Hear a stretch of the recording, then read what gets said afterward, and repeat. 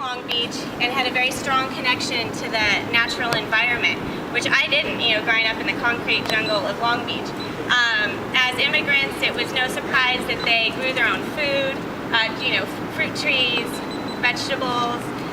They walked a lot, they gardened. And then I was also lucky to be mentored by Mary Blackburn, who was the former head of the El Dorado Nature Center. I called her Mother Mary, not for religious reasons, but just anyway. And she encouraged me to start the recycling program at my high school. Then I worked at Papa John's Natural Food Store and Cafe, where I walked in eating KFC the first day, and then it totally transformed my diet. I was eating black bean burritos and learned about non-toxic toiletries and household cleaners. It totally changed me. So sustainability has been part of my life from the beginning because of really wonderful people in Long Beach. And so I just want to acknowledge those people in all of your lives, and I'm sure you have similar stories about that. So I entered the professional world in '97. I chose to move to San Francisco, Berkeley, and all these other great cities, Portland, DC. I didn't like Long Beach growing up. And it wasn't until 2003 I moved back here, founded my little sustainability firm, Green Octopus Consulting. Long Beach was a totally different place then. The political will was not there, as Elliot was mentioning. The city really seemed stuck in the past. I would mention the word sustainability. Most people didn't know what it was. At best, they would equate it with green building. And they just really seemed stuck in the past with our foundation in oil, the military-industrial complex, not local economic development, but just international trade.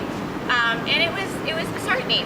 And I'm sure some of us experienced that and could relate to that. And I'm so happy that today, as Elliot said, it is completely different. And I was thinking about climate change and thinking we have gone through a political climate change in this city. Yeah, it's not perfect, nothing is. But I mean, we have the political will of so many of our leaders and this great group of people all over the city that either are doing things or are finally interested in it or wanting to learn more. So I just want to acknowledge that as well. And as Elliot mentioned, we have a strong, compared to other cities, a pretty strong sustainability plan, sustainability staff, more organic gardens, programs in place to reduce our use and our water use, our energy use, all sorts of cool things going on.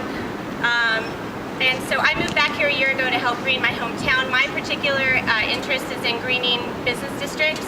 I work at the intersection of local economic development and sustainable urban planning. And if it wasn't for this sign and for this motto, honestly, I don't think I'd be here right now, because that's what let me know that Long Beach is really serious about making change.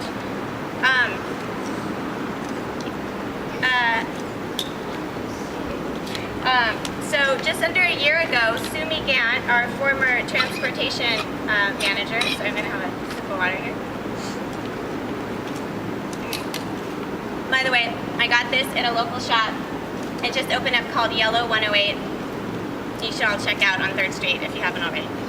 So she hired me just under a year ago to create and manage the Bike Friendly Business District program in partnership with 4 business districts in the city. That's one of our bikes right there that Charlie has. That's the East Village bike.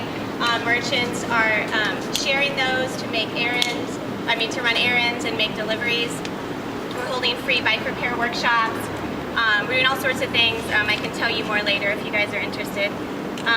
And also every Saturday in Long Beach, bicyclists, I don't know if you know this, enjoyed really fat discounts at more than 80 businesses around town. So if you haven't taken advantage of that yet, Google it. You'll find the city website that lists all the businesses on there. There's a Facebook page.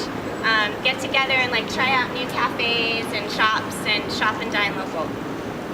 So today is a really great day to acknowledge what a huge role our transportation choices play in lightening our environmental footprint. So it's so cool to see this many bikes. I hope that those of you who own cars and drive cars, I'd like to invite you to drive a little less, to maybe try not driving them for a month and see how you feel about that. See what that feels like and see what you notice.